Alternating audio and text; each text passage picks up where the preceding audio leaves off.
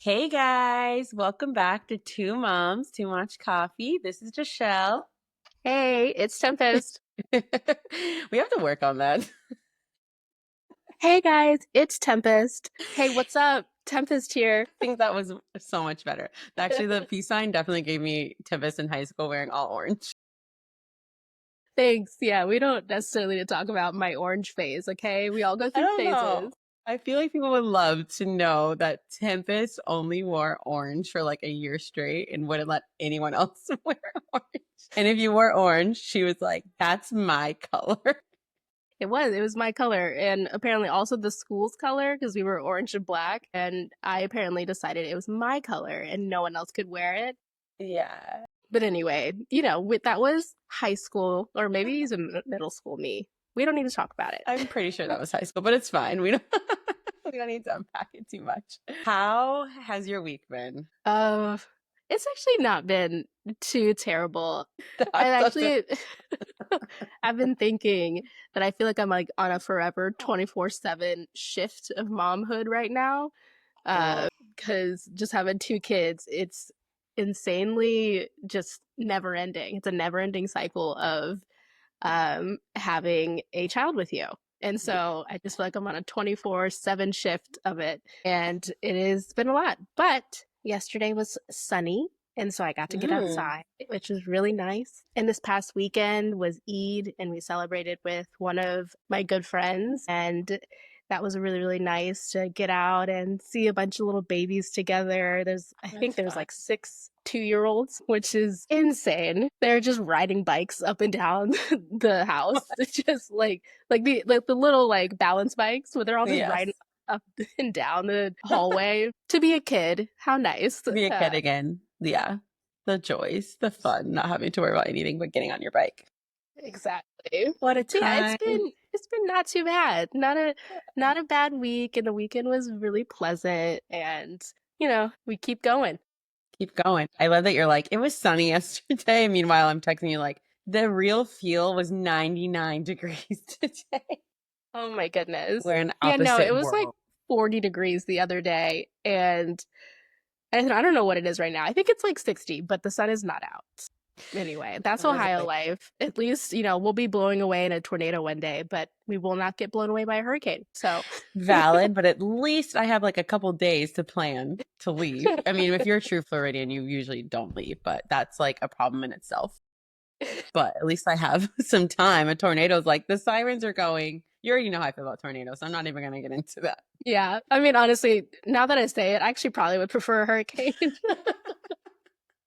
Or just because, none, yeah, honestly. But there's nowhere to go. last night we had a tornado watch at 2:30 in the morning until 4. My whole family slept through it, which is wonderful because that means the kids slept through it. Adam, he said that he woke up from it, and I was like, when? I was awake the whole time. Like, I don't know, maybe he was sleepwalking or sleep talking or Probably. something because I don't remember it. Because we know he's not sleep deprived. So Right, he was still exactly. We'd asleep. already been We there. know that. Yep.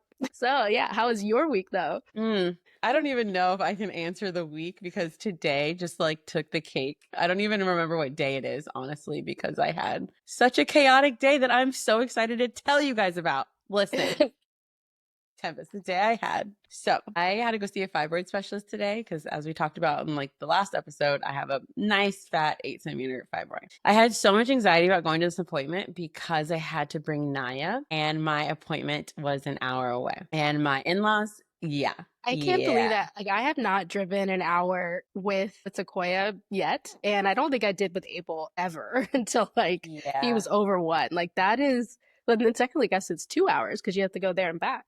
Yeah. Nerve So wracking. literally anxiety was through the roof. My husband couldn't like get off work, and my in-laws, like my sister-in-law, mother-in-law couldn't watch her, so I was like, you know what? I'm gonna do it. But like I was also saying this with not very much confidence. Anyway, we get up this morning, we go to the appointment. Girlie was fine. Girlie was laughing the first 10 minutes. She slept the whole entire way there, but on the way there, she took a poop. And I hear her in the back grunting, and I hear the poop noises, but I'm like, it's fine. It's gonna be fine. It's just gonna be fine. But I did tell my husband yesterday, I literally was like, I hope she doesn't have a blowout tomorrow. Why did you jinx yourself? I don't know why. So Oh anyway, no. she slept the whole way there. I thought that was a good sign. I was like, Jesus is blessing me. So we get there and I pull her out of the car seat and there is literally poop everywhere. I'm Everywhere. honestly surprised you didn't smell it. I swear breastfed poop. Ugh. I hate that. I'd rather like solid poop all the time because I don't know. It's like sweet smelling. It's like not to be it's gross, but it's it's like like sweet smelling and it really like I'm like, why does it smell like that? So anyway, I'm surprised I sorry, didn't smell continue. it too. But we were going. I was like, oh, this is probably a contained poop because I don't smell it. No. She had a cute little white sleeper on with little flowers on it. Is it white See, anymore? that's what No, it's yellow. there's so many things here that you're jinxing yourself with. It's like no blowout, you're wearing and making her wear white. Like, no, you wear She black. looks cute. She did. She did for Fashion approximately over 1 function. hour, literally. So I take her out and I'm like, I'm still calm at this. I'm like, you know what? It's fine. We have a change of clothes. We have diapers. You have a little pad to put down in the car. So I go put the pad down in the car. I'm like, I'm just going to change her. So I start changing her. You remember how you talked about like how you're supposed to put the diaper underneath? Yes. We can't really do that when they have a blowout because there's poop already everywhere. It's everywhere. So I like open the diaper. She starts peeing, but it's fine because the diaper is still there. So I'm like, it's fine. It's fine. Clean her up. Everything's going well. As I'm switching the diapers, she starts peeing everywhere. So the pee's like sliding off the mat. It's like going into the crevices of my car, my nice tan leather of my car. Pee everywhere. Literally. So at this moment, I'm literally like, my appointment's in like 20 minutes. I really wanted to get her out of the car just to feed her. That's it. Yeah. Like quick change and feed her. No, my appointment's in 20 minutes at this point. So then I clean her up. I'm like, we're good. So I go put her in the car seat. Remember, there's poop in the car seat. So I'm like, crap. So I'm trying to take the insert out. I'm holding her. She starts screaming. So at this point I start crying because I'm like, I don't know what to do. I don't have enough hands. What else do? You start crying. Because the insert isn't like easy to take out. It's like threaded through, which I forgot this. So I'm trying to take it off. It's not coming off. She's screaming.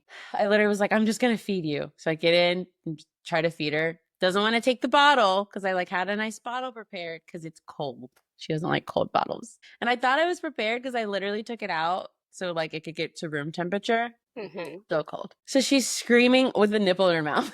Doesn't want to take it. So I just whip my boob out, put it in her mouth. And she's like happy eating. But at this point, I called my husband before this happened, like during this, but like, what can he do from home? Like, he's like trying to help, but he's just like, do this. And I'm like, that's not helping. So I call my mom because like, what else do you do when you're a mom, like having a meltdown? You call your mom. You call your mom. You call your mom. So my mom was like, honey, it's fine. Babies have blowouts. What you're going to do is you're just going to take one of your extra blankets. Do you have an extra blanket? I'm like, yeah. She's like, put it in the car seat. And then you're going to call your doctor, let her know you're going to be a little bit late because you have a baby and you're a new mom. And I'm like, you're doing a great job of your mom right now. Like that, her cadence, you're doing a great job of your mom right now. Her cadence is just like that. It's like, I love it. Until we wake her up in the middle of the night. You know how that is. Yeah.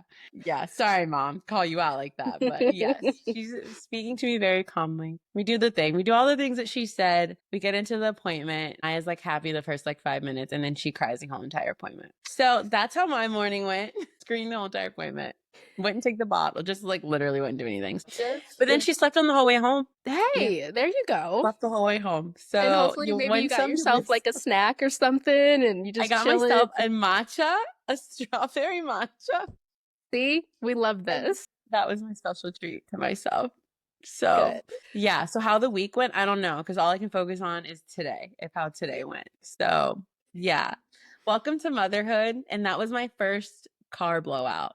I'm by myself. Jinxing myself right now, but I never had one with Abel. And I am hoping I don't have one with Sequoia. But I have to preface with I do not drive anywhere with Abel. Like if we're going somewhere, we're likely walking, and if we are going somewhere far, it's like to our parents' house. So we're not really one of those people that go to restaurants with kids because we don't hate ourselves. So, because I swear, I'm like, why is this child out? One of my friends, I remember way back when it was probably like her kid was probably like maybe 5 or 6 months.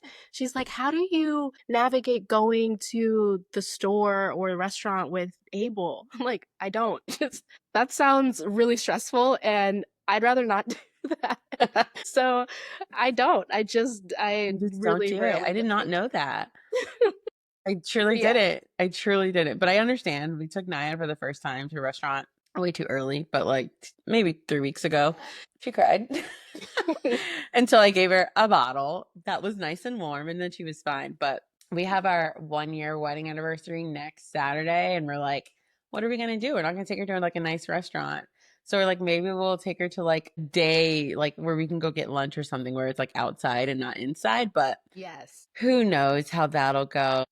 Yeah, that's what I've decided that I'm only going to go to like food hall type places Yeah, now. Just exactly. so if for some reason they cry, you can, there's so much space in there. You can just move around and it's a lot less stress because it's loud and big and it's so much better than like a sit Yes. down restaurant that's like the tables are touching each other and your kid is making some noise and you're freaking out about it. That anxiety I don't That's need. I that's don't how need I felt. it. And we were the first time we went, we were at an outside restaurant, and it was the first time I experienced someone getting sat next to us and then being like, "Can we move? There's a baby." And I was like, "Oh my God, I've never experienced it. I've seen it being in Yep. hospitality as like a teen or whatever, but like I was like, oh, you don't want Yeah. to sit next to my cute kid? Fine then." But I Honestly, still had I anxiety kind the of whole get time. it though. Like, you Yeah, don't want I to sit next to do. a kid at a restaurant. You probably are like on a date yourself. You're like, I left my kid at home. I don't want to sit Yeah, next to I a get it. kid. So, I mean, it is what it is, but Yeah, we'll see how next weekend goes when we yeah, take her. But exactly. we'll be outside where It'll be fine. It'll hopefully be when she totally cries, fine. my anxiety won't be through the roof. Yeah. I also wanted to tell you, so this week, everyone, I had texted Jhshell about Sequoia potentially not gaining weight. Who knows?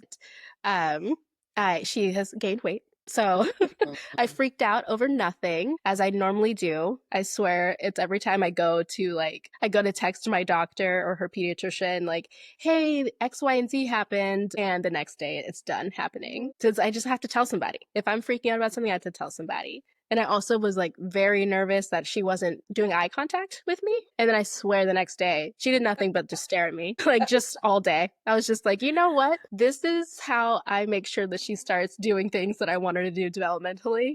Yes. She's literally Is like, just tell Mom, you're a someone. liar. I do these Exactly. things. Yes, she just wants me to be a liar, and that's okay. I will be a liar as long as she starts doing whatever I'm freaking out about. Yeah, prove me wrong every time. But also, Exactly. like, to note, you're never freaking out. You said you're freaking out for no reason. I feel like it's never like no reason. Like, I feel like as a mom, like, we have a valid reason to be concerned. I mean, and Yeah. they just keep proving us wrong, and that's great. But like, it's okay to be a little, stressed about things, especially like when you're comparing it to Abel, which I know is hard not to do. I'm like, I Yes. don't have anything to compare it to. I mean, I compare it to Abel too, because I text you and I say, did Abel do this? But still, I feel like you being worried about anything is valid as a mom. Yeah. Well, thank you. That makes me feel better because I feel like I freak out about a lot of things. I feel like it's normal. Every time I get a text from you, I'm like, yeah, I can see why you're concerned. However, Tempest, Naya's doing this as well. And you're like, oh, okay. Makes me feel better. Yes. Yeah.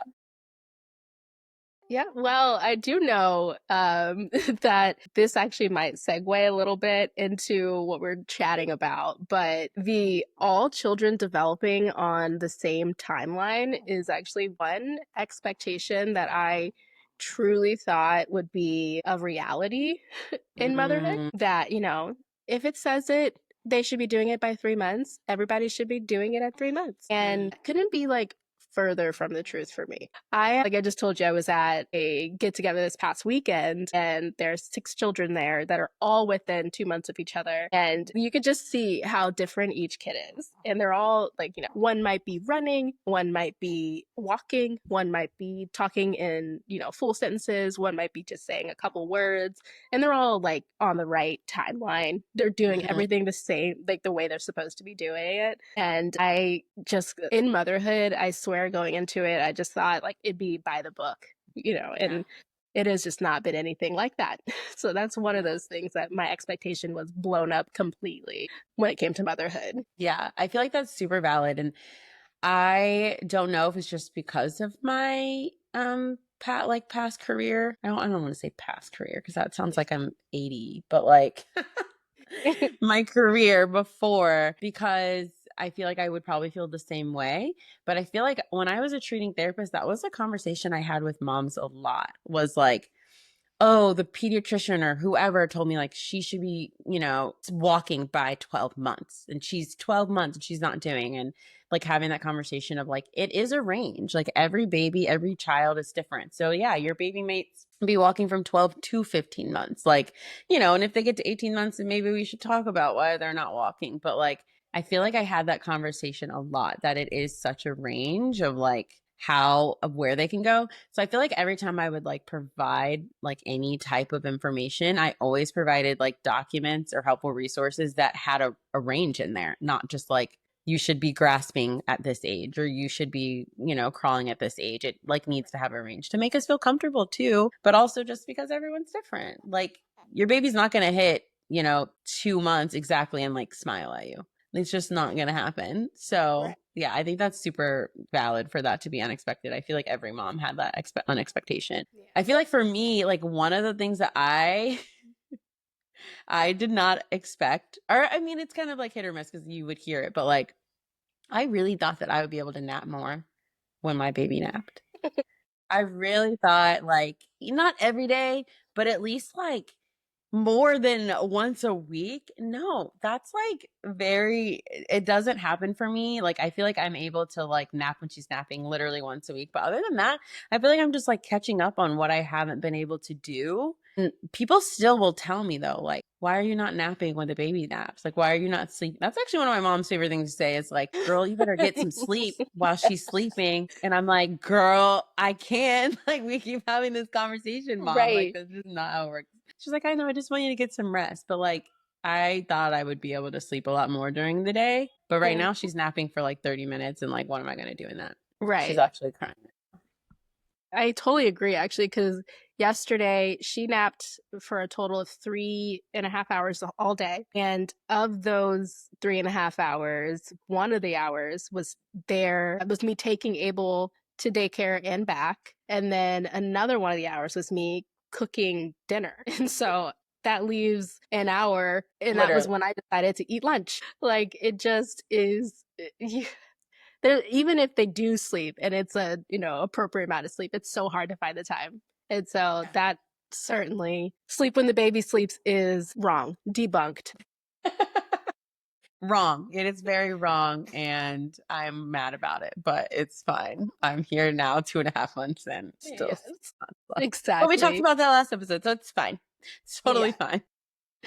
fine. And I also, another expectation which is, okay, I'm going to preface with, I have some issues when it comes to thinking I can do everything by myself.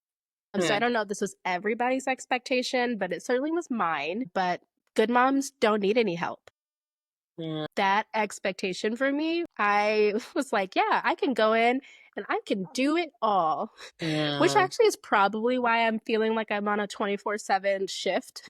I probably should ask for a little bit more help because it is not reality. Good moms do need help from anybody that offers. You should probably take them up on something. Because even if they're like, hey, do you want a coffee? Do you want me to like DoorDash you a coffee? Or do you want to go on a walk? All of it is probably necessary. And I thought like, no, if I like that's gonna make me a bad mom if I'm gonna need somebody to come over and clean, like, I don't know, the kitchen for me or hold her while I take a nap or something like that. All that to say, good moms do need help and they ask for it. Yes. Yes. Asking for it is honestly one of the hardest, because then you're also like, you have like a paralyzing moment because you're like, I do need help, but I don't even know what to ask for, because you like look around and you're like, what do I choose? So then you just say, I'm okay, thank you. Because you're like, what? I Exactly. don't I don't know what to tell you. So, and I don't want to word vomit. Yeah, I Mm. 100% like I get that through and through. And I'm terrible at asking for help as well, just in general in life. So, yeah. Yep. I get that. And then like one of the things too, like asking for help, like segueing into that is like, I know I asked you for help so much with like bedtime routine, Yes. but this is also an unexpected thing. And it's because you get on like social media and you get on TikTok and you see all of these moms like my 2-month-old is sleeping through the night like 8 hours by using this routine. And then it's like all of the positives. So you see that. And so I'm thinking like, oh, that's the norm. Like I should expect, Naya to sleep 7, 8 hours. No, that's not the same for every baby. Like Sequoia and Naya were literally born a day apart and they have complete opposite sleeping like realities. They really do. So I was thinking like, oh, you follow these like exact same routine every single night, like bedtime, story time, blah, blah, blah. No, Naya's doing better now. Like she sleeps 5.5 hours, but the next night she might go back to 3 to 4, straight anyway. So I feel like that was an unexpected, like that was an expectation that I was like really thinking would work for me, but it's not. And that's okay. Yeah. I the funny thing is I talk to Adam about this all the time, my partner, that cuz he is insistent that like if you just follow the schedule, then your kids will follow the schedule too. And we're very very very very consistent with schedules. Mm-hmm. But I actually think what it is that it's in our children's DNA because he is really scheduled and so are our children. They probably thrive even more on just that, just because that's how they're wired to be, how they're wired to thrive. And so I totally get that like the same bedtime routine isn't going to work for all kids. I fully see that like with Abel, we put him to bed at 8 o'clock every single day since he was born. And it didn't matter what the past wake window was. It didn't matter if he had just woken up, we put him back down at 8 just to make sure he was asleep at 8. And he didn't care. I mean, he woke up whenever. But that's what we did. And I've been a little bit more lenient with Sequoia because I do most of the bedtime with her by myself now. And she sleeps just fine. Like, it doesn't matter. It just is and that makes sense because my husband does not like schedules. I think she kind of like picked a little bit of that DNA. She was like, Mom, I took a little bit more of your face. So I'm going to take Dad's like, chilling, going with the flow. And I am very much like, I would like you to be on a schedule. And she's like, girl, bye. I'm going to go to sleep when I'm going to sleep. And I'm going to sleep for how long I want to sleep. And you can't do anything about it. And I can't. Like, I literally, all I can do is pick her up and feed her and keep going about my day. So, yes, exactly. But it's fine. My type A girl, he is just becoming a little bit type B, maybe, maybe not. We'll see. It's too early to tell, but we will see. Yeah. So maybe we can talk a little about the biggest lies that we believed before motherhood. At least for me, screen time. There's actually a couple of things with screen time because, as you know, we don't do a lot of screen time with Abel. The no screen time under 2, we tried very hard to follow that with Abel, but he's still got some. I think you can do screen time and it's okay, but when I mean some, like I truly mean like maybe we did like an 8-minute Bluey episode, and then now he's a little over 2, and so they say you can do an hour here, an hour there, and he still's never even watched a movie before. And so I prefaced with Abel is the epitome of like no screen time child.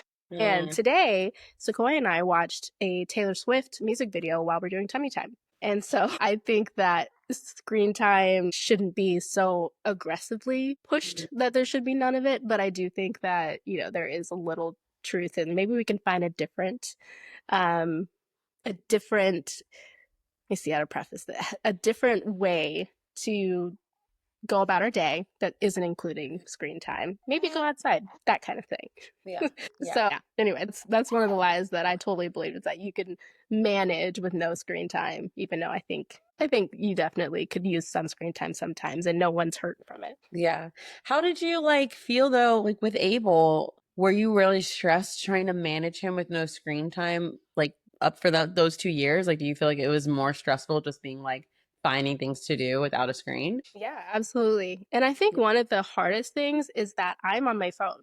Like it's not that it's like we don't want them to be addicted to screens while we're sitting here addicted to our little screen. And it's so that makes it really hard because that means that we just have to find something to do together that is where I don't just automatically pick up my phone and he's not feeling like, well, I can't watch TV because mom's on her phone. Like, what's going on here? So we just ended up truly getting out of the house. We would go, we have a really nice children's museum here. And so we would go to the children's museum, we go to the zoo, we go on walks, we go, do whatever we can to just like do other things. And then Adam is great because he's a kindergarten teacher. So he's great at finding little different things to do with him that help with his like academic side of development. And so that's really fun for Abel too. So I would say it was definitely hard. It's still hard. We still don't really do that much screen time. So it's like the TV's off quite a lot, but it was hard at first for sure to just find, because I love TV. I love movies. I can talk about that all day. Yes, I grew up on like all Disney movies and Disney Channel and like all of those things. But you like talking about the little screen made me think about a TikTok that I saw where I don't know if you've seen this, but it's like when you're trying to get your kid to grow up without screens and they're like looking at their phone, but they have a book around it. So the kids think that they're reading, Yeah. they're looking at their phone.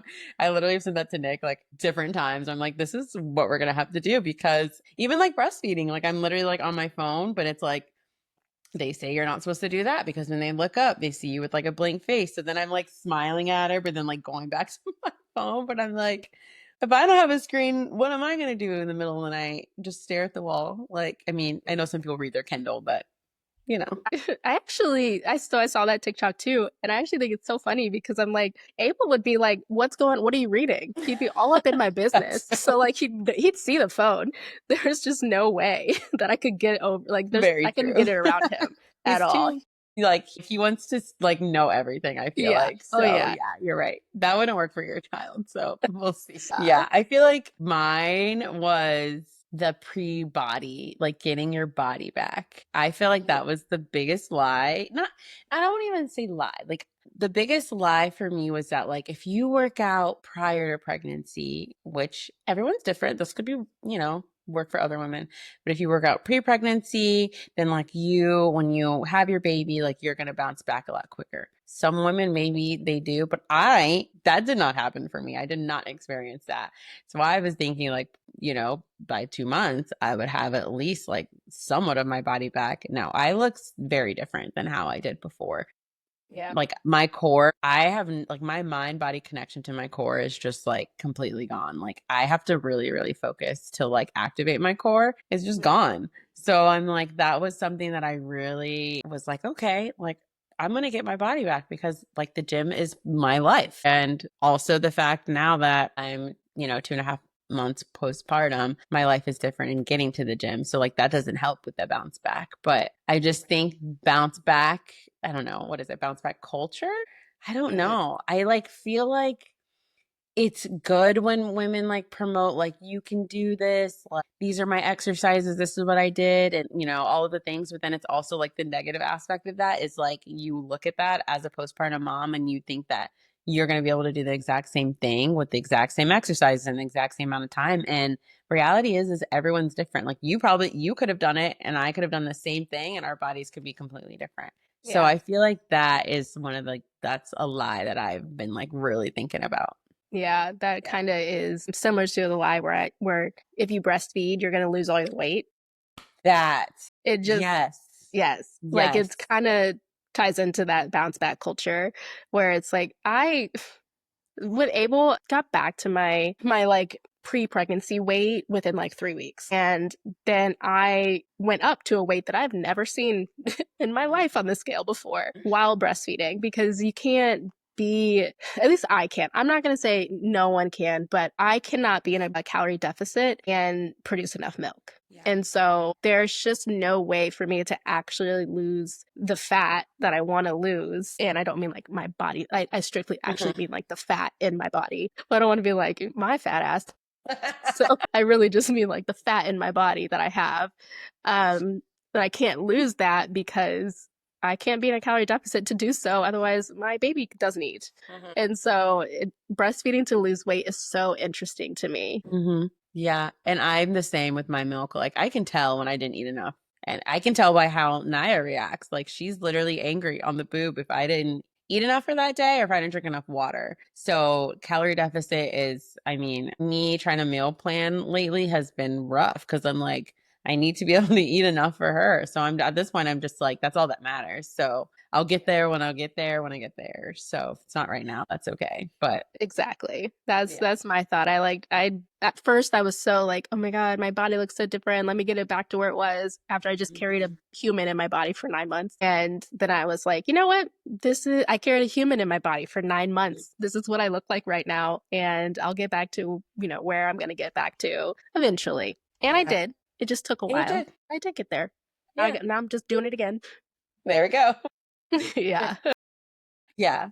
And like talking about breastfeeding, it kind of makes me think about the unexpected good parts, like of postpartum, Mhm. because like being pregnant, everyone talked to me about how hard breastfeeding is. And I agree. Breastfeeding is very hard. And like you hear stories here and there of like the bonding and stuff like that. But I feel like for me, my experience is I wasn't expecting it to feel like I feel like damn good being the one that is providing all of the nutrients to my child. Like I feel like superwoman sometimes. Like I'm tired. I get frustrated like sometimes being the only one that can provide that, but at the same time like I feel good about it too. And I don't feel like that's talked about enough like when you're talking to a new mom. Like I feel like that needs to be focused a little bit more. Like you're going to be tired and it's hard, but you are going to feel like amazing and you're going to feel like you're going to have this bond with your daughter that no one else is going to have, not even dad, because you had this bond for so long. So I just feel like I wasn't expecting to feel like so like I don't know, strong, I guess, with it at the same time. I just felt that it was just going to drain the heck out of me, honestly, because that's what Yeah. was put in the air every time I talked to someone about breastfeeding. Yeah, I actually agree where you when you talked about like how you feel like super close with your daughter. I actually think one of the like unexpected good parts is the preference that your child has to you. I don't know if it's just me because it makes me feel warm inside, but it's really nice to know that like she's crying with everybody else, but then the Yeah. moment she gets on me, she's just like, "Oh, good, this is where I wanted to be," which is really sweet. And like I really love that. It's like I'm happy that we have that connection so early on. Uh, and then another part that I actually didn't know that I would enjoy so much is watching them learn how to use their hands and arms and legs. I will sit there and watch her try to grab things and try to move. I have the baby Bajorn with the little toy on it, and she like tries to move and bat it all the time. That's Um, 65. I'm going to preface with I used to have a job that paid me way too much money for the little amount of work that I did. And so this is back when I had Able. So, yes, it was $65. You don't need it. Everybody, we are going to do an episode on baby gear that you do not need. I will absolutely tell you right now, you do not need this baby Bajorn with the toy thing on it.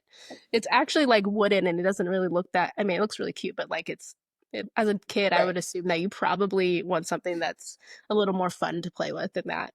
Either way, it's really fun to watch her learn how to use her hands while she's batting at those toys.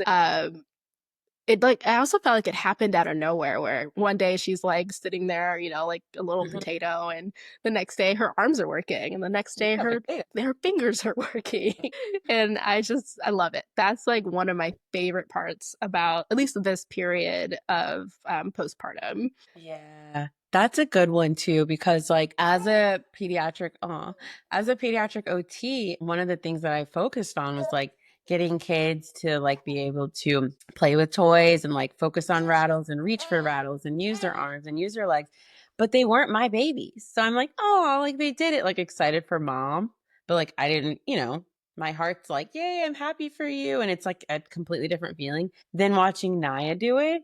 I like feel like I'm like, oh wow, like I've seen this so many times, but not with my own child. And it is such like, I don't know, it just feels even just like her little bicycle kicks. It's literally the best part of my day is watching her just like kick around. She's not doing much, but she thinks she is, and it makes me Yeah, happy. I don't know. She's prepping to be the best soccer player or football That's okay. player ever. That's what she's prepping for, and I love it. For anyone that's confused, if it said football because my husband is Hispanic. So el football is what she will be playing. I said football because that's the appropriate way. The entire world calls it football. What is wrong with the US? There's a lot we can unpack there, but we're not gonna do that on our podcast. Yes, she is gonna be an amazing soccer player. Also, it's telling me that I'm gonna need a nice playpen because Girly is gonna be on the move. So yeah.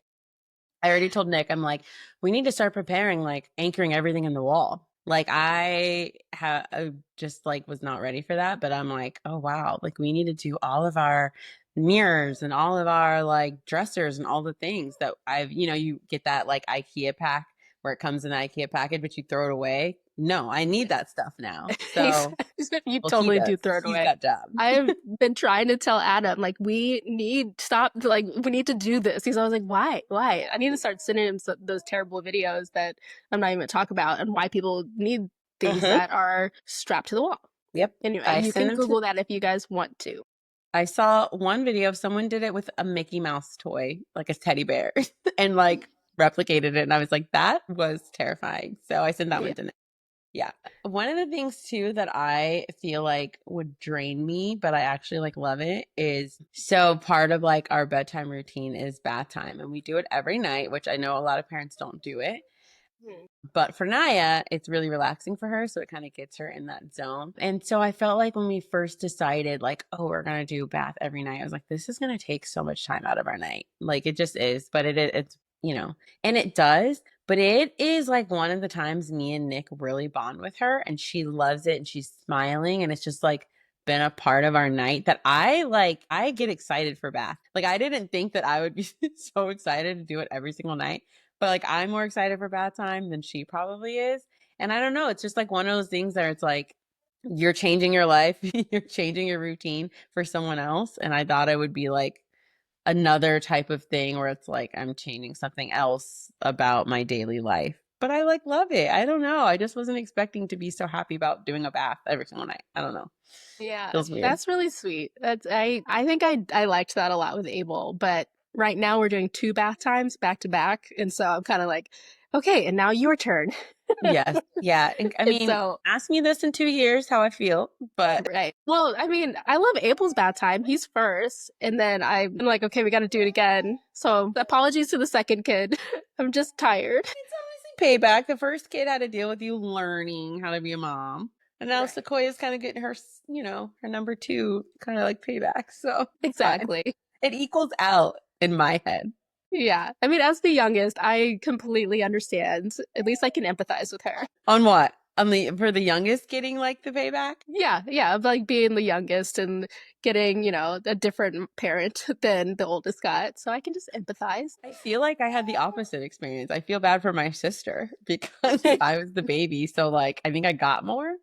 And I got away with more because and she had to be like mom, but I mean, she still acts like she's mom, but we're not gonna talk about that either. Yeah, she loves it. And I apologize to everybody. Well, I'm not gonna apologize for the baby noise, but that is baby noise. I think it's the best noise in the world.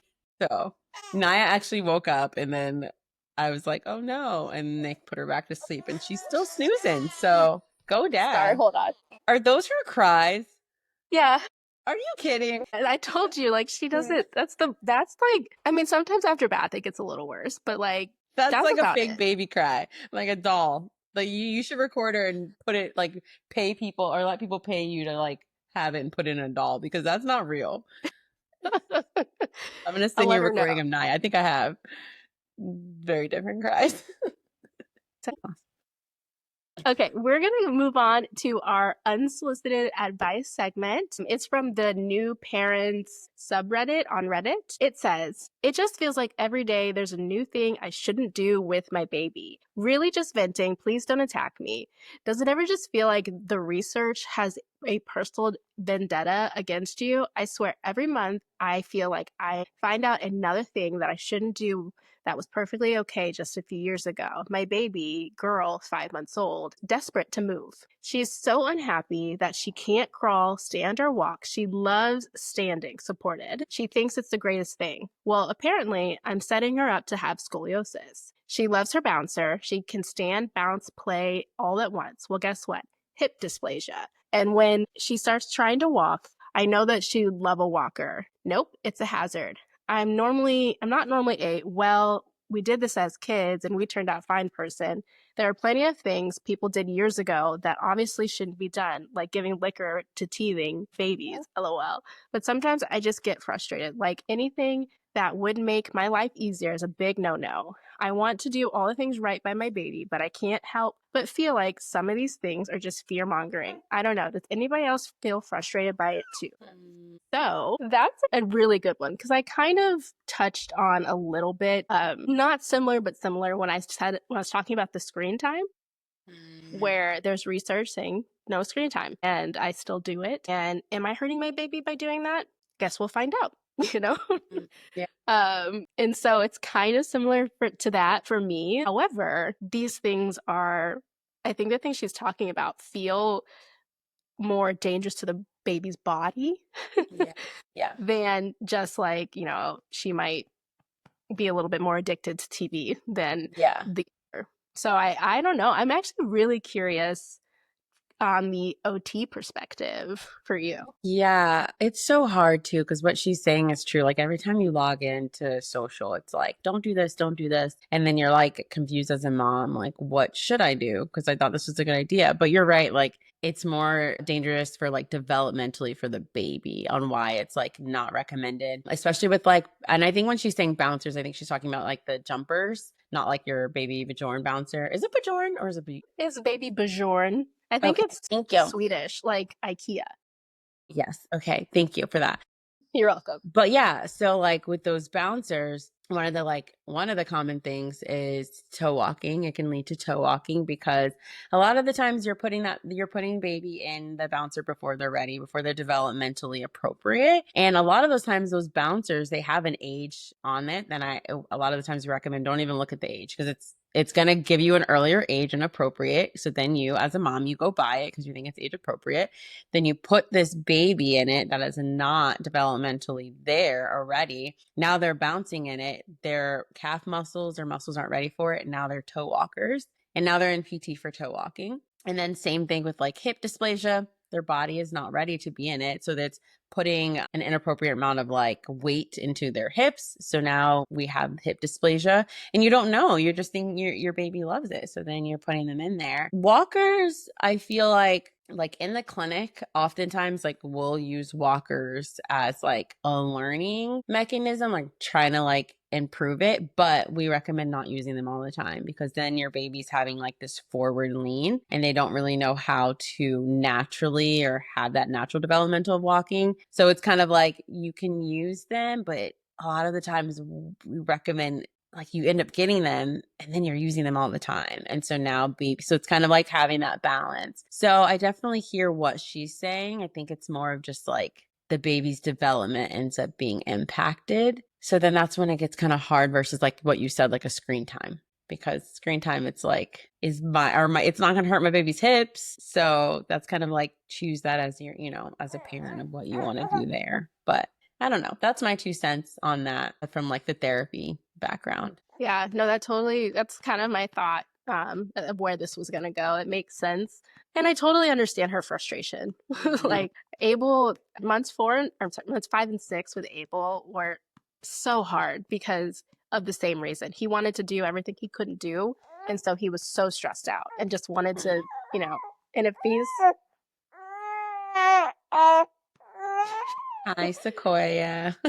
things would have helped him. We did have I think it's a skip hop carrier table thing where he could spin around in it and stand in it. We had that, but we kept him in there for I put a limit of 5 minutes at a time. Yep. Just so he we were like I was like, you were not gonna get hip issues because you're so frustrated all the time. But I did want to give him a little bit of a break and give myself a break from him being so frustrated. I don't know if there's a right answer there, but definitely, I mean, I guess there is Yeah. a right answer, but It I always, can understand the hard part of it. yeah. At the end of the day, I think it's always like you also need a break. So, like, if you have to put them in a bouncer and you feel like it's the only way for you to cook that meal, limit it for whatever that meal time or that 10 minutes. You know, we can't tell you what you can and cannot have. I mean, like, I know personally, I only have the baby Bajorn, and that's the only like container that I'll use, but that's what I'll use like to get my break. So it's kind of just like use your judgment. And I mean, that's all you can really do as a mom is just like do what's best for you and do what's best for your baby or what you think is best for your baby and keep it moving. Yeah. Yeah, that totally makes sense. All right, you want to close it out?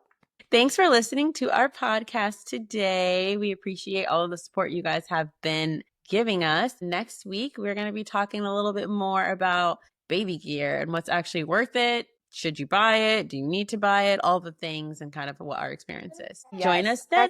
I'm very excited about this one. So tune in next time. See you guys. Thank you. Bye, guys.